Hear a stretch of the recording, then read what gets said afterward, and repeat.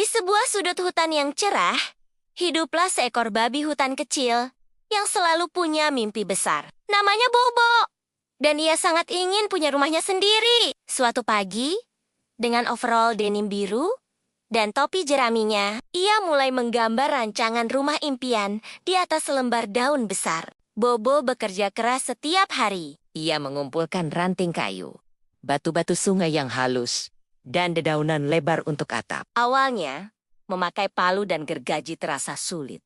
Tapi, ia tidak menyerah. Sahabatnya, seekor burung kenari cantik bersyal merah, selalu datang memberinya semangat dan soran-soran cerdas dari atas dahan. Tiba-tiba, angin kencang datang menderu, menggoyangkan rumah kecilnya yang hampir jadi. Tanpa panik, Bobo segera memperkuat fondasi dengan lebih banyak batu dan mengikat atapnya lebih kencang.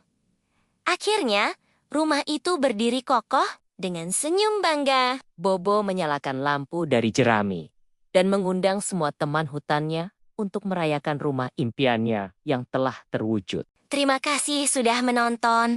Jangan lupa suka dan langganan ya.